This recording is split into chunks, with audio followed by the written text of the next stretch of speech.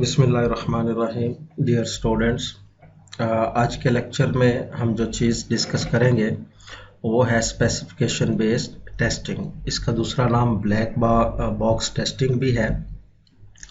आज के लेक्चर में हम देखेंगे कि ब्लैक बॉक्स टेस्टिंग क्या होती है, उसकी डेफिनेशन क्या है, what are the general characteristics associated with black box testing, what are the advantages and disadvantages or limitations associated with specification based testing, और ब्लैक बॉक्स टेस्टिंग की सब टाइप्स क्या है उनको भी डिटेल में हम स्टडी करेंगे।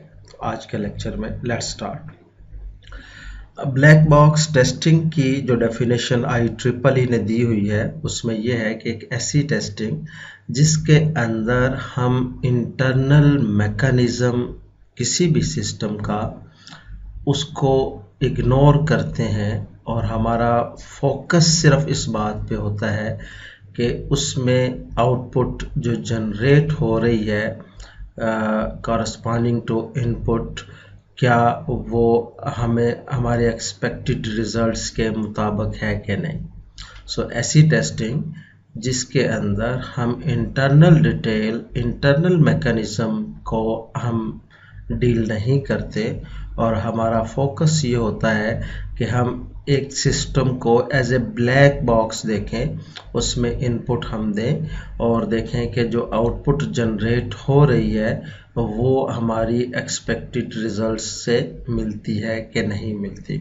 So this is the black box testing. So testing actually conducted to evaluate the compliance. So compliance, it means you can say that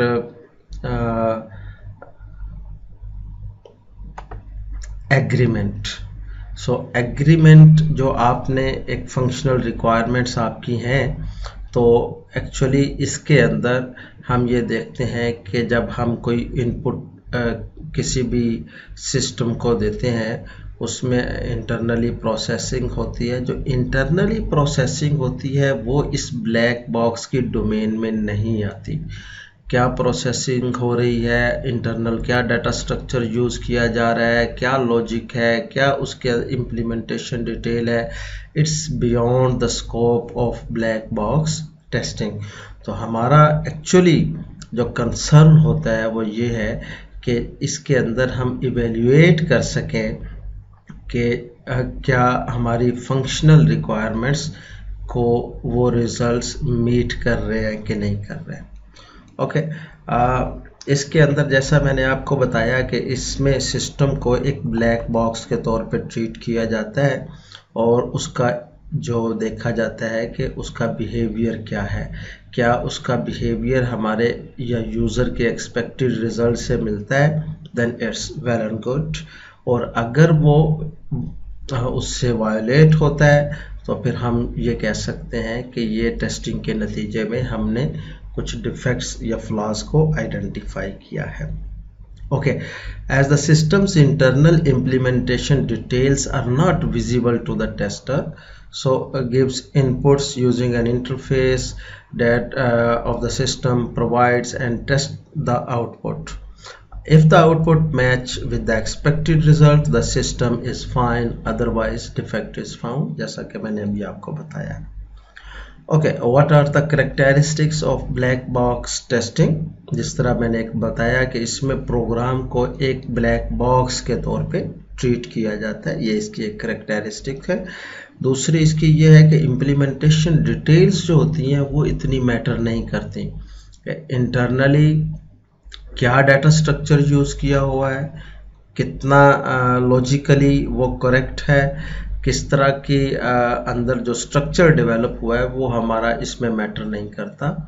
और थर्ड इसकी कैरेक्टरिस्टिक्स ये है कि ये जो है इस एंड यूज़र पर्सपेक्टिव को फोकस रखते हुए हम ये टेस्टिंग करते हैं। एंड यूज़र से मुराद ये है कि जिसने एक्चुअली इस सिस्टम को यूज़ करना है, वो उसकी क्या रिक्वायरमेंट है, क्या उसकी रिक्वायरमेंट मीट कर रही है नहीं कर रही, कहाँ तक उसकी रिक्वायरमेंट से वायोलेशन हो रही है, सो ये जो डिफरेंट एस्पेक्ट्स हैं फ्रॉम एंड यूजर्स पर्सपेक्टिव, उनको हम परखा जाता है, उसको इवेल्युएट किया जाता है। Okay, test planning can begin early. जिस तरह के हमने लास्ट देखा कि जो टेस्ट प्लानिंग है वो भी एनालिसिस फेज के अंदर शुरू हो जाती है, तो इसकी भी जैसे ही आप यूज केस लिखते हैं तो इसकी आप प्लानिंग कर सकते हैं। नेक्स्ट इज एक्चुअली उसी को जो पीछे हमने बातें की हैं थोड़ा सा उसमें उसको डिटेल है। Testing without knowing the internal working of the code. इसमें अगर किसी के पास internal working of the code नहीं भी है, देन ही और she can perform black box testing. Focus होता है व्हाट ए सिस्टम डज, इस चीज़ पे फोकस नहीं होता कि how it does it. Okay, typically used system used at system test phase, although can useful throughout the test life cycle. इसको आप usually जो सॉफ्टवेयर हाउसेस के अंदर प्रैक्टिस है कि इसको सिस्टम टेस्ट फेज के अंदर पर्टिकुलरली जो है ये टेस्टिंग की जाती है, बट अकॉर्डिंग टू नीड इसको थ्रू आउट लाइफ साइकिल किसी भी वक्त ब्लैक बॉक्स टेस्टिंग परफॉर्म की जा सकती है। इसका एक नाम स्पेसिफिकेशन बेस्ड टेस्टिंग भी है और ये फंक्शनल और नॉन फंक्शनल दोनों पे अप्लाई होती है। Okay, what are the merits or you can say the advantages of black box testing?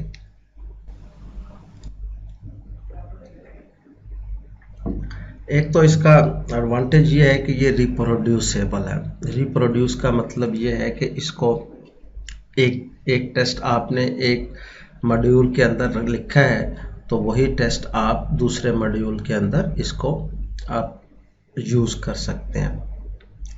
Okay, environment को भी इसमें टेस्ट होता है। ये एक इसका मेरिट है कि इसमें सिर्फ आप ये नहीं है कि आप जो है वो आउटपुट जो है जनरेट हो रही है उसको टेस्ट कर रहे हैं, बल्कि इसमें एनवायरनमेंट को भी मद्देनज़र रखा जाता है। ओके, जो आपने एफर्ट की है उसको मल्टीपल टाइम हम यूज़ कर सकते हैं। जैसे मैंने अभी बताया कि आपने फॉर एग्जांपल एक फील्ड है जिसमें आप कोई नाम दे रहे हैं लेटर्स कैरेक्टर्स के अंदर, तो उसको आपने चेक करने के लिए एक ब्लैक बॉक्स टेस्टिंग के लिए टेस्ट केस डेवलप किया। अब हो सकता है एक एप्लीकेशन के अंदर वही फील्ड मल्टीपल टाइम्स यूज़ हो रही हो, तो आप उसी टेस्ट केस को बहुत सारी जगहों के ऊपर आप उसी एफर्ट को यूटिलाइज कर सकते हैं, यूज़ कर सकते हैं। तो ये इसका एक एडवांटेज है। लार्ज यूनिट्स ऑफ कोड के लिए ये ज़्यादा इफ़ेक्टिव है दैन ग्लॉस बॉक्स या जिसे हम वाइट बॉक्स टेस्टिंग कहते हैं उसके निस्बत। ओके, टेस्टर जो होता है उसको अगर इम्प्लीमेंटेशन डिटेल का नहीं पता तब भी वो टेस्टिंग परफॉर्म कर सकता है, जिस तरह मैंने आपको बताया। और टेस्ट जो है वो जैसे पीछे हमने देखा कि यूज़र्स पॉइंट ऑफ व्यू से परफॉर्म किए जाते हैं और will help to expose any ambiguities or inconsistencies in the system, in the specifications. Ambiguity क्या होती है? Ambiguity असल में डाउटनेस का नाम है, अनसर्टन सिचुएशन। आप एक जगह पे कोई डाउट आपको नज़र आता है कि यहाँ पर कोई एक्चुअली यूज़र की तरह ये एक रॉन्ग सी इंफॉर्मेशन है या एक अनसर्टन सी जो है वो एक सिचुएशन है, तो ये ब्लैक बॉक्स टेस्टिंग उसको एक्सपोज करती है। इनकन्सिस्टेंसीज को भी एक्सपोज करती है। इनकन्सिस्टेंसीज मीन्स के एक वेरिएबल की फॉर एग्जांपल मल्टीपल सिचुएशंस के अंदर वो डिफरेंट वैल्यूज़ जनरेट कर रहा है। अगर फॉर एग्जांपल एक वेरिएबल है जिसके अंदर आपने कोई नाम रखा हुआ है, अब उस वेरिएबल का एक मॉड्यूल के अंदर नाम फॉर एग्जांपल अहमद जो है वो डिस्प्ले हो रहा है और उसी वेरिएबल का दूसरे मॉड्यूल में नाम मोहम्मद अहमद आ रहा है, तो ये थोड़ी सी इनकन्सिस्टेंसी है। आई मीन के जो डाटा है वो कंसिस्टेंट नहीं है, उनमें कंट्राडिक्शन आ रही है। तो इस तरह की जो फ्लॉज होते हैं, डिफेक्ट्स होते हैं स्पेसिफिकेशन में, उनको भी जो है वो एक्सपोज करता है। ओके, जैसा कि हमने देखा भी था एक लेक्चर के अंदर कि टेस्टर और डेवलप ये इंडिपेंडेंट होते हैं। ये जो डेवलपमेंट टीम होती है उनका फोकस डेवलपमेंट करने पे होता है और टेस्टर का होता है कि वो उस सिस्टम को किसी तरह ब्रेक कर सके। तो ये चूंकि इंडिपेंडेंट है इस वजह से ये बैलेंस्ड और अनबायस्ड टेस्ट है। ये इसका एक एडवांटेज है, ये इसका एक बेनिफिट है। Okay, tester can be non technical, तो वो हमने थोड़ा सा उसको देखा। और टेस्ट जो है will be done from end users point of view because end user should accept the system. This is reason sometimes this testing technique is also called acceptance testing भी इसको बोलते हैं। ओके, एक्सेप्टेंस टेस्टिंग की वजह बताई क्योंकि इसको and users के पर्सपेक्टिव से टेस्ट किया जा रहा होता है, तो इस वजह से इसको बोलते हैं कि जी ये सॉर्ट ऑफ एक्सेप्टेंस टेस्टिंग भी है। Test cases can be designed as soon as the functional specification are complete. Demerits जो इसके साथ associated हैं या disadvantages हैं वो ये हैं कि इसके results बाज़ औक़ात ओवर वैल्यूड कर लिए जाते हैं, ओवर एस्टिमेटेड हो जाते हैं, और उनकी वजह से जब सही एस्टिमेशन नहीं होगी तो डेफिनेटली आपकी कास्ट में, आपके बजट में, आपके इन चीज़ों में प्रॉब्लम आएगा।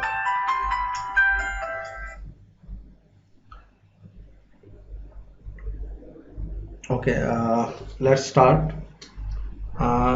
Not all properties of software products can be tested. जैसा कि आपको पता है कि एग्जॉस्टिव टेस्टिंग पॉसिबल नहीं है। एग्जॉस्टिव टेस्टिंग से मुराद ये है कि ऐसा नहीं पॉसिबल कि आप 100% कवरेज कर लें। हर फील्ड को हर एतबार से टेस्ट नहीं किया जा सकता किसी भी सिस्टम के अंदर। उसकी वजह यह है क्योंकि हम जब कोई सॉफ्टवेयर डेवलप कर रहे होते हैं तो उसके लिए हमारे पास एक लिमिटेड टाइम होता है, लिमिटेड रिसोर्सेज होते हैं, एक ख़ास बजट होता है। तो इस वजह से हम एक एफिशिएंट टेस्टिंग कर रहे होते हैं जिसके अंदर जो टेस्ट कवरेज होती है वो तो अराउंड कोई 50, 60, 70% होती है, लेकिन कोशिश होता है कि इसमें हर तरह के जो सिनेरियोज हैं उनमें से कुछ डिफरेंट इनपुट्स लेके हम अपने सिस्टम को टेस्ट कर सकें। Okay, only a small number of possible inputs can actually be tested. To test every possible input stream would take nearly forever. Okay, without clear and concise specifications, test cases are hard to design. ये एक इसका demerit है कि जब आपने test cases design करने हैं तो उसके लिए ज़रूरी ये है कि जो स्पेसिफिकेशंस हैं, स्पेसिफिकेशन से मुराद जो एक डॉक्यूमेंट मौजूद है जिसके अंदर आपने फंक्शनल और नॉन फंक्शनल रिक्वायरमेंट को फॉर्मली डिस्क्राइब किया हुआ है, तो वो बड़ी क्लियर और कंसाइज होनी चाहिए। उनके अंदर कोई एम्बिग्युइटी नहीं होनी चाहिए, उनके अंदर कोई डाउटनेस नहीं होना चाहिए, उसके अंदर कोई इनकन्सिस्टेंसी नहीं होनी चाहिए, कोई वेगनेस नहीं होनी चाहिए। अगर ऐसा होगा तो जो टेस्ट केसेस हम डिज़ाइन करेंगे वो भी प्रॉब्लमेटिक होंगे और वो भी फॉल्टी होंगे। Okay, there may be unnecessary repetition of test inputs if the tester is not informed of test cases the programmer has already tried. ये भी एक इसका डिमेरिट है कि बाज़ का प्रोग्रामर भी साथ साथ उसकी टेस्टिंग कर रहे होते हैं, अपना जो कुछ उन्होंने लिखा होता है, और उस वही टेस्ट केसेस जो है वो टेस्टर भी उनको परफॉर्म करता है, तो सॉर्ट ऑफ रेपिटिशन है। Okay, many program pass and tested, जैसा कि बताया कि हो सकता है कि कुछ प्रोग्राम पास जो है वो अनटेस्टेड रह जाएं because of limited time and resources. Okay, इसका एक डिसएडवांटेज ये है कि can not be directed towards specific segment of code which may be very complex and therefore more error prone. इसमें एग्जैक्टली ये जो टेस्टिंग मेथोडोलॉजी है, ये टेक्निक है, ये हमें एग्जैक्टली उस तरफ डायरेक्ट नहीं कर सकती कि जहाँ पर बहुत ज़्यादा एक कम्प्लेक्स कोड हो या जहाँ पर एरर के ज़्यादा चांसेस हो कि यहाँ पर एरर एग्जिस्ट करते हैं। Most testing related research has been directed towards glass box testing. ये भी है कि लोग ज़्यादातर जो रिसर्च है या ज़्यादातर जो डेवलपमेंट है वो ग्लास बॉक्स टेस्टिंग या वाइट बॉक्स टेस्टिंग में हुई है। इस वजह से ये इसकी तरफ को ख़ास तवज्जो नहीं ज़्यादातर हुई, तो इट्स डिसएडवांटेजेस। इसी तरह जो और डिसएडवांटेजेस हैं वो ये है कि it is difficult to identify tricky inputs if the test cases are not developed based on specification. अगर तो टेस्ट केसेस जो है वो स्पेसिफिकेशंस के मुताबिक डेवलप नहीं किए गए, तो फिर जो ट्रिकी इनपुट्स होती हैं जहाँ से हमें डिफेक्ट्स मिल जाते हैं वो डेवलप करना ज़रा मुश्किल होता है। It is difficult to identify all possible inputs in limited testing time. So this is also a disadvantages. Chances of having repetition of tests that are already done by programmer. Okay, ये तो अभी तक हमने देखा कि black box testing क्या होती है, उसकी जनरल कैरेक्टरिस्टिक्स क्या हैं, उसके मेरिट्स और डीमेरिट्स हमने देख लिए। नेक्स्ट हमारे पास ये है कि इसकी सब टाइप्स, ब्लैक बॉक्स टेस्टिंग की बहुत सारी सब टाइप्स हैं, लेकिन यहाँ पर हम कुछ मेजर उसकी सब टाइप्स जो इंडस्ट्री के अंदर यूज़ होती हैं उनको विद एग्जांपल्स देखने की कोशिश करेंगे और बाकियों का भी थोड़ा सा हम इसमें जिक्र करेंगे। एक सब टाइप है इक्विवेलेंस पार्टीशनिंग की, दूसरी है boundary value analysis, decision table system testing, state transition testing, use case testing और other black box testing techniques, जिसके अंदर बहुत सारी हैं, यूजेबिलिटी टेस्टिंग है and many mores. Okay, let's discuss one by one. Equivalence partitioning की testing actually ये होता है कि जब हम ये कहते हैं कि हमारी इस ब्लैक बॉक्स टेस्टिंग के साथ एक लिमिटेशन ये है कि हम किसी भी सिस्टम को 100% टेस्ट नहीं कर सकते, एग्जॉस्टिव टेस्टिंग पॉसिबल नहीं है। तो जब ये पॉसिबल नहीं है तो फिर होता ये है कि हम यूं करते हैं कि जो हम अपनी टेस्टिंग है उसको ऑप्टिमाइज करते हैं, उसको एफिशिएंट बनाते हैं। और एक्चुअली इसके अंदर हम जो भी इनपुट्स, जो भी टेस्टिंग करनी होती है उसकी हम इक्विवेलेंस पार्टीशनिंग कर लेते हैं, उसको हम इक्वल क्लासेस के अंदर डिवाइड कर लेते हैं। पार्टीशनिंग में से फिर हम सारी की सारी इनपुट को टेस्ट नहीं करते, बल्कि उनमें से 2-3 कोई इनपुट लेके उन पे हम वो टेस्ट केस रन करते हैं, और अगर हमारे एक्सपेक्टेड रिजल्ट से के मुताबिक हो तो हम कहते हैं कि ये सारी क्लास के लिए ये टेस्ट केस हमने रन कर लिया है। उसकी एक एग्जांपल ये है कि अगर आपने एक फील्ड को टेस्ट करना है 1 से 100 वैल्यूज़ के लिए, तो हम इसमें ऐसा नहीं करेंगे कि 1 के लिए भी टेस्ट करें, 2 के लिए भी, 3 के लिए, 4 के लिए, 10 के लिए, अप टू 100 के लिए। तो हम इस क्लास में से कोई सी 2-3 वैल्यूज़ लेके हम उसको टेस्ट करेंगे। अगर इसके लिए हमारा ये रिजल्ट जो है, जो आउटपुट है वो ठीक आती है, तो हम कहते हैं कि इस सारी क्लास के लिए हमने टेस्टिंग परफॉर्म कर ली है, ब्लैक बॉक्स टेस्टिंग। सो इक्विवेलेंस पार्टीशनिंग नाम है कि हम अपनी जो ब्लैक बॉक्स टेस्टिंग है उसको परफॉर्म करते हुए पार्टीशनिंग कर लें, अपनी डिफरेंट क्लासेस बना लें। मिसाल के तौर पे अगर एक फील्ड को, ये नंबर ऑफ फील्ड को आपने डिफरेंट पर्सन्स के लिए टेस्ट करना है, अब एक पर्सन एक स्टूडेंट भी हो सकता है, एक टीचर भी हो सकता है, एक रजिस्ट्रार ऑफिस में बैठा बंदा भी हो सकता है, फाइनेंस में बैठा बंदा भी हो सकता है, एग्जामिनेशन में बैठा बंदा भी हो सकता है। तो एक्चुअली बजाय इसके कि हर स्टूडेंट के लिए हम उसको टेस्ट करें, हम स्टूडेंट की एक क्लास बना देंगे और उसमें से कुछ स्टूडेंट्स से उसको टेस्ट कर लेंगे। हम टीचर्स की एक क्लास बना लेंगे तो उसमें से 2-3 टीचर्स से उसको टेस्ट कर लेंगे। इसी तरह हम जब हमने पार्टीशनिंग कर दी अपने पूरे इनपुट की डिफरेंट क्लासेस के अंदर, तो हर एक के लिए अपने सिस्टम को टेस्ट नहीं करेंगे, बल्कि कुछ वैल्यूज़ के ऊपर सिस्टम को टेस्ट करेंगे और फिर इन्फर करेंगे कि ये इनके लिए ट्रू है या फॉल्स है, तो बाकियों के लिए भी ट्रू या फॉल्स हो। I hope you got the point. ये वही तकरीबन बातें हैं जो मैंने अभी आपको बताई हैं कि अगर वो राइट पार्टीशंस लेता है tester, the testing will be accurate and efficient. अगर वो राइट पार्टीशनिंग नहीं लेता तो फिर जो टेस्टिंग है उसमें डाउटनेस आ जाती है। If the tester mistakenly thinks of two partitions as equivalent and they are not, the test situation will be missed.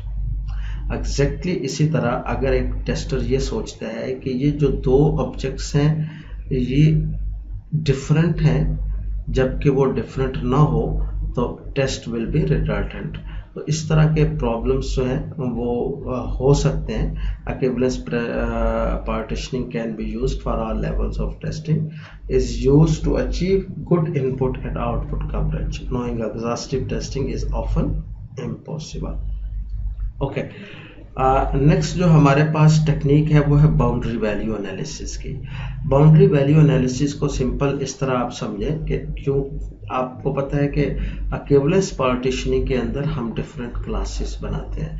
जिस तरह लास्ट टाइम हमने एक क्लास बनाई 1 से लेके 100 तक के इंटीजर्स के लिए, और फॉर एग्जांपल एक दूसरी क्लास बनती है 101 से लेके 200 तक, एक तीसरी क्लास बनती है 201 से लेके 300 तक।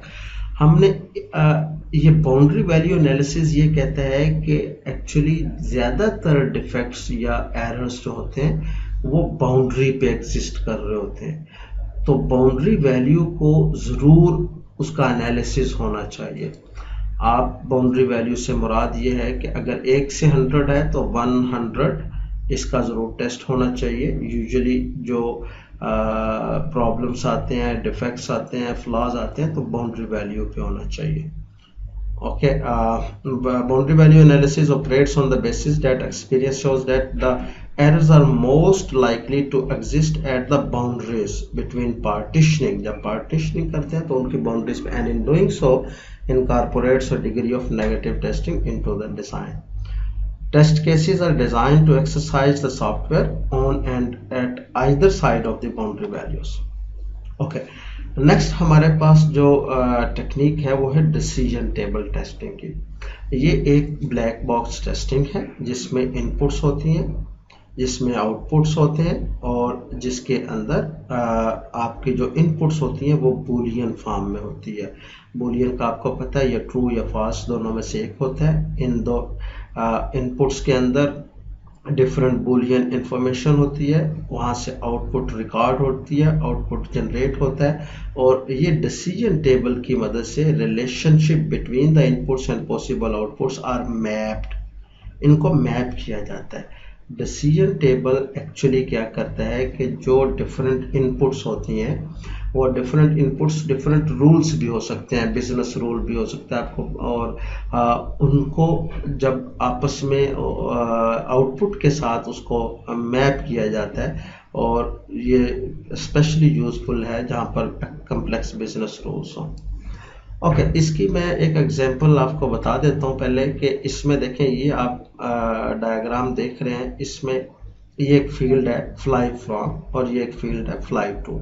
ये एक फ्लाइट का यहाँ पर बटन आपको नज़र आ रहा है। एक्चुअली ये एक डिसीजन टेबल की मदद से ये इसको टेस्ट किया जा सकता है। इसमें होता ये है कि एक बिजनेस रूल है कि फॉर एग्जांपल ये जो डिफरेंट फ्लाइट्स मैनेजमेंट सिस्टम होते हैं उसमें सोर्स देना होता है कि आपने कहाँ से फ्लाई करना है, कहाँ पे डेस्टिनेशन है, कहाँ पे जाना है, और फिर उससे चेक किया जाता है कि अवेलेबल है या नहीं है, व्हाटएवर। तो एक रूल इसमें ये है, ये इनपुट यहाँ पे आपको सोर्स देना होगा, यहाँ पे भी इनपुट देना होगा, और फिर ये अभी आपको डिसेबल नज़र आ रहा है तो फिर ये एनेबल हो जाएगा।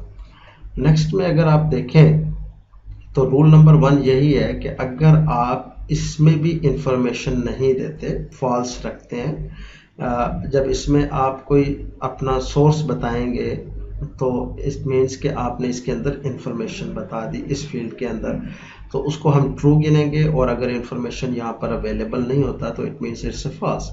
यहाँ पर भी इंफॉर्मेशन नहीं देते, यहाँ पर भी इंफॉर्मेशन नहीं देते, तो ये जो बटन है ये डिसेबल्ड रहेगा। तो इसी को यहाँ पर इस तरह रिप्रेजेंट कर दिया। इसको रूल 1 का कि fly from is false, fly to is false, then outcome is false.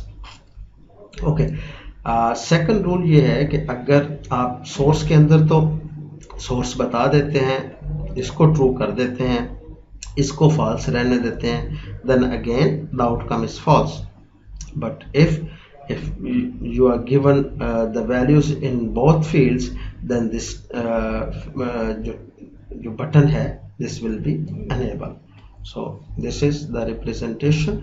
तो इस तरह की जो टेस्टिंग है तो वो जो है वो आप डिसीजन टेबल टेस्टिंग होती है, जिसमें आपको बिजनेस रूल्स होते हैं। जिस तरह आप इसमें आपने एक बिजनेस रूल्स देखा कि बिजनेस रूल ये था कि अगर आपने अपना सोर्स और डेस्टिनेशन के मतलब कोई इंफॉर्मेशन जानना है तो उनके मतलब आप बताना ज़रूरी है। सो दिस इज़ इस तरह के और बहुत सारे सिनेरियोस भी हो सकते हैं। ओके, स्टेट ट्रांजिशन टेस्टिंग है, इससे काफ़ी मिलती जुलती टेस्टिंग है। इसमें ये जैसा कि मैंने बताया है कि ये सारी ब्लैक बॉक्स टेस्टिंग टेक्निक्स हैं, जिसमें इनपुट्स जो होते हैं वो जनरेट होते हैं, ट्रिगर्ड होते हैं by changes to the input conditions.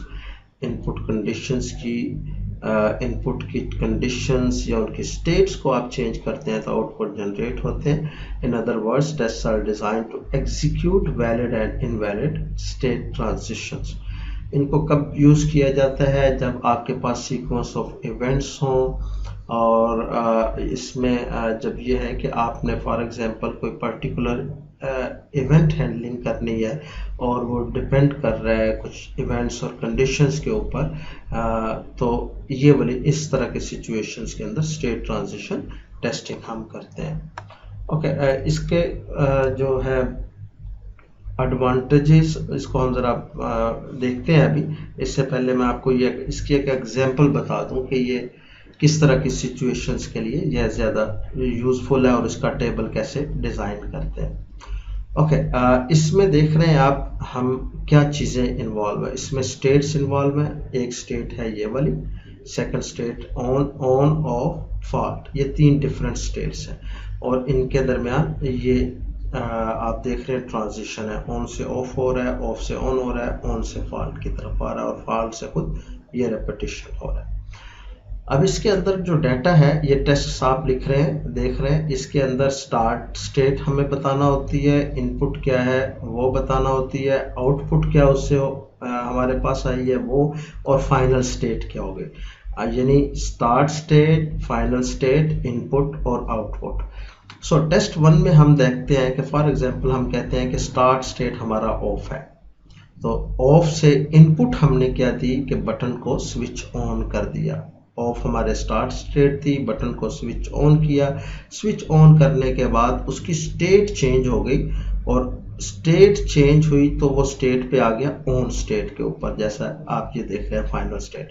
हाँ, इससे आउटपुट क्या हुआ कि लाइट ऑन हो गई। ओके, इसी तरह टेस्ट 2 है। टेस्ट 2 में अगर देखें तो हमारे पास हम कहते हैं कि इसकी स्टार्ट स्टेट ऑन है।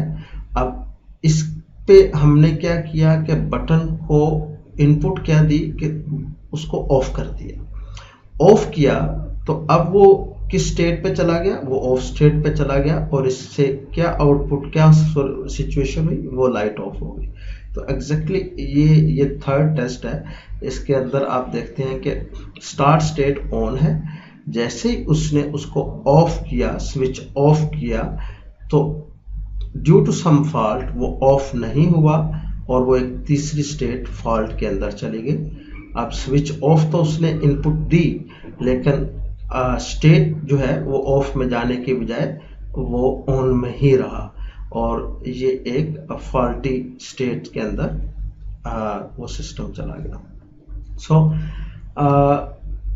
This is the example of state transition testing. तो इस तरह की सिचुएशंस में जब एक इवेंट जो है वो डिपेंड कर रहा होता है दूसरे इवेंट्स के ऊपर और कंडीशंस के ऊपर, तो उस तरह के सिचुएशंस में हम ये वाली टेस्टिंग करते हैं। इसके एग्जैक्टली यही चीज़ हमने इसमें डिस्क्रिप्टिव फॉर्म में मैंने यहाँ पे बता दी है, जो कुछ अभी मैंने आपके सामने बातें की हैं। और इसमें क्या होता है कि उसको जो टेस्टर होते हैं उनको फेमिलियराइज हो जाते हैं, और इसके अलावा जो है वो बहुत सारी इनवैलिड स्टेट्स का भी पता चल जाता है जिनको हम रिमूव कर सकते हैं। Another black box testing is use case testing.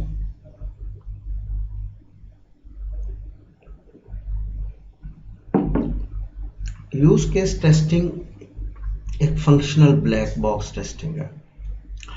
Functional black box testing technique इसलिए कहा जाता है कि आपको पता है कि यूज केसेस जो होते हैं वो राइट अप करते हैं अगेंस्ट फंक्शनल रिक्वायरमेंट। इसके अंदर नॉन फंक्शनल रिक्वायरमेंट के लिए हम यूज केस राइट अप नहीं करते, और ये किसी भी सिस्टम का एक कोर सर्विस होती है जिसको हम यूज केस का नाम देते हैं। ओके, यूज केस आप लिखते हैं और उस यूज केस के अंदर आपको पता है कि डिफरेंट सिनेरियोस होते हैं। मिसाल के तौर पे अगर एक यूज केस है पॉइंट ऑफ सेल सिस्टम का, तो पॉइंट ऑफ सेल सिस्टम के अंदर एक यूज़र क्या करता है कि यूज़र जो है वो डिफरेंट स्टेप्स परफॉर्म करता है, डिफरेंट सिनेरियो से गुजरता है और अल्टीमेटली क्या करता है, कोई चीज़ बाय कर लेता है।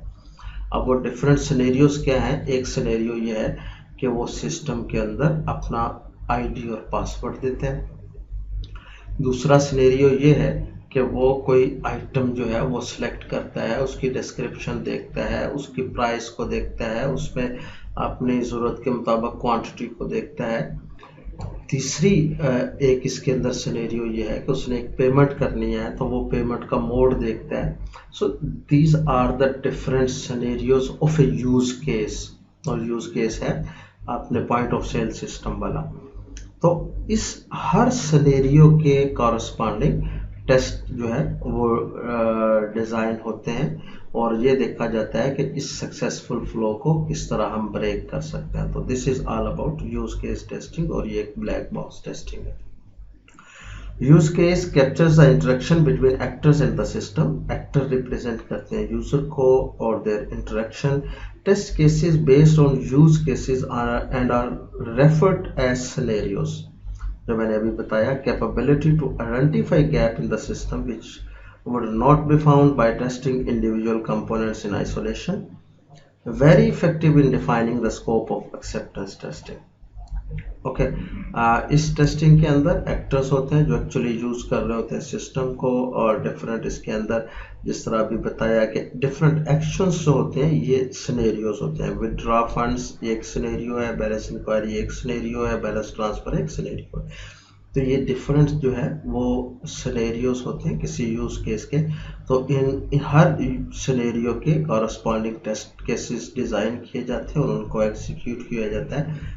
It's a use case testing. Okay, what are the other black box testing techniques? इसमें सिंटैक्स टेस्टिंग है। इनको हम ज़रा डिटेल में नहीं देखेंगे, शायद एक आध को हम देख लें। But these are the other different black box testing techniques. Syntax testing है। Okay, test cases are prepared to exercise the rule governing the format of data in a system. Example भी है, random testing है, इसी तरह system testing है, new function testing है, lab testing है, usability testing है, customer acceptance testing है, field या beta testing है, clean non-statistical testing है। usability testing शायद आप लोगों के इल्म में भी होगा कि ये वो टेस्टिंग है जिसमें हम देखते हैं कि जो यूज़र है जब वो कोई काम जो अपना एक टास्क परफॉर्म कर रहा होता है तो कितना वो इजी टू यूज़ उसको सिस्टम लगता है, किस हद तक कितना कंफर्टेबली वो अपना उसमें से आउटपुट जनरेट कर लेता है और कितना कन्वीनियंटली वो सिस्टम को यूज़ करता है। तो this is all about the other black box testing technique. I hope you enjoyed the lecture. Thank you so much.